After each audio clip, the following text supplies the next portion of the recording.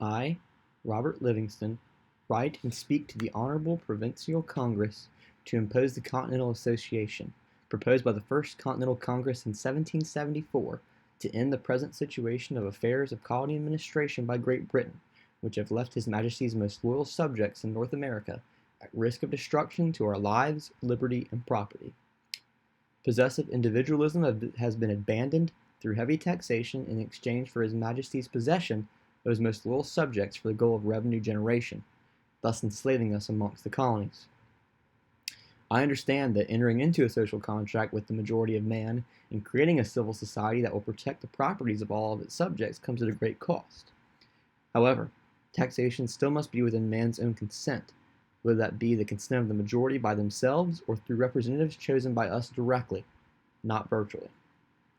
Mr. Samuel Johnson, a staunch supporter of Tory politicians in Parliament, says that taxation is exacted by authority from part of the community, for only those are to judge whom government is entrusted, as in the British dominions where taxes are apportioned, levied, and appropriated by the states assembled in Parliament. In further regard to my loyalist opponents who argue the different interpretation of government and the purposes of the Provincial Congress, I refer to Samuel Seabury's Free Thoughts on the Proceedings, dated November 16, 1774.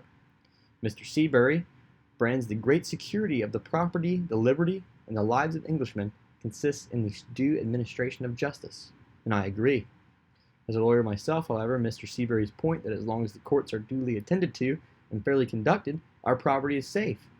But under His Majesty, no consent of the majority is incorrect. Under Parliament, the courts act without consent from the majority. Instead, they act in self-rule of His Majesty, free to export British officials suspected of crimes back to Great Britain to face non-arbitrary judges.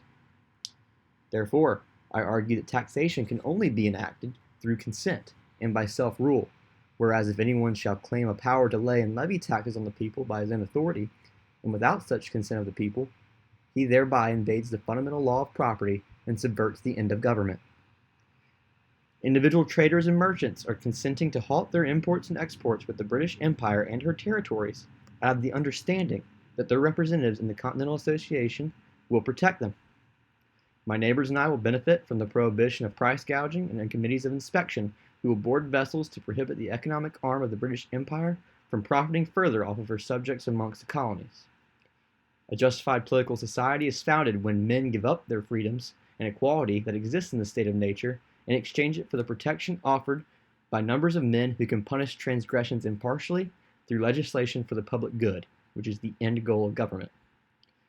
I argue for the Continental Association's impartial nature and its imposition, as that is what has been absent from His Majesty's subjects in North America for far too long.